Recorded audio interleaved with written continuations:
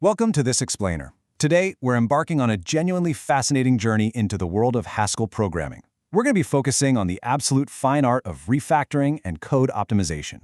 Look, if you're a developer or honestly just someone who appreciates the sheer elegance of a perfectly streamlined system, you are going to love this. We're breaking down a brilliant case study on how relying on a powerful native API can completely transform your codebase. It lets you strip away all those complex, custom-built, frankly clunky solutions in favor of something vastly more elegant. So, let's jump right in. I really love the source material for this explainer, because it comes straight from the development logs of a programmer named Ong, specifically from part 170 of their Notes-on-Haskell-Programming series. And it totally reads like an intimate hacker diary. It kicks off with a simple, "Dear interweb, continues from my previous post," right? It instantly sets the mood. We aren't dissecting some sterile corporate white paper here. We are literally looking over a developer's shoulder in real time as they tinker with a pet Haskell project, iterate, learn, and just generously share their raw process with the rest of us. And all that tinkering leads us to this one pivotal question. What happens when you discover a native API does exactly what your custom code does? I mean, really think about that for a second. It's that universal aha moment we've all had, right? You've spent hours, maybe days, meticulously crafting this custom function to parse data or format text. It works, for sure, but it's bulky, it needs constant maintenance, and then, completely by accident, you're glancing at the documentation for a tool you're already using, and you realize, no way. The built-in library has a function that does exactly what you need, right out of the box. Which brings us to the Pandoc discovery and finding the right native API. This right here is the inciting incident of the whole story. While working on this Haskell project, Ang discovered that Pandoc, the insanely powerful universal document converter, actually supports reading and exporting plain TXT files natively. Now, we all know Pandoc is legendary for converting Markdown to PDF or HTML to Word. It's a beast. But sometimes its simplest capabilities just fly under the radar. Ang realized that because Pandoc handles plain text natively, there was this massive opportunity to just rewrite the existing document conversion code. The new goal? Unify the entire document conversion process by leaning 100% on the Pandoc Native API. So the next logical step was dropping the custom branch and removing the custom AST, which allowed for unifying the logic under the Pandoc IO monad. Okay, to really appreciate the solution, we've got to understand the headache of the old problem. Just look at this paradigm shift in the Haskell syntax. We have the ghost of the old logic, result let case FMT of.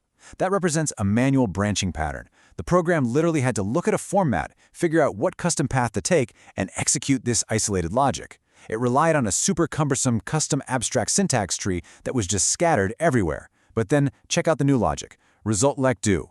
Instead of those fragmented branches, Ang unified the entire logic flow under the exact same run Pandoc execution. By using the do notation, the code now operates seamlessly within the Pandoc IO monad. It's a fundamental shift, Going from manually directing traffic to just letting the Pandoc environment handle the heavy lifting in one clean, streamlined sequence. Now we get to the really fun part, simplifying the conversion code by implementing writePlain. But before we reveal the newly rewritten generate_txt function, how do we actually simplify this code without a custom AST? In the old version, Ang had written this function called block_to_lines that basically had to manually match pattern types. It had to hunt for a block header, pull out the text, then hunt for a block paragraph, extract that. It was just manual labor disguised as code. To simplify this, we desperately needed a way to walk away from micromanaging the document structure altogether. Enter writePlain. This is Pandoc's native function utilized specifically to export plain text. By implementing this single definition, Ang was able to entirely replace all those manual block conversions and line mappings. Seriously, no more block-to-lines. No more manually checking if something is a header or a paragraph. writePlain just looks at the Pandoc document, inherently understands its structure, and automatically outputs beautifully formatted text. It is the ultimate delete code victory. And the elegance of the new generate text function is just so satisfying. We can break this new Haskell syntax down into 4 highly readable procedural steps. Step 1, the function checks a Boolean called tidyFlag. If it's true, it uses a function called walk to apply inline text cleanups. Step 2, it sets the writer options, specifically pinning writer columns equals 79, which is a classic super readable width for plain text. Step 3, it runs that magic writePlain function using those options.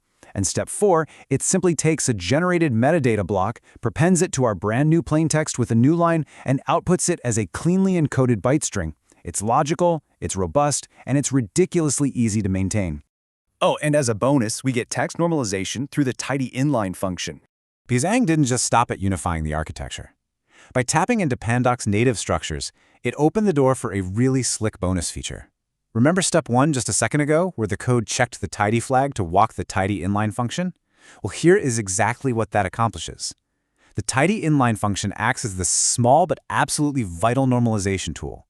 It looks for specific Unicode characters, namely the hex values for standard left and right double quotation marks.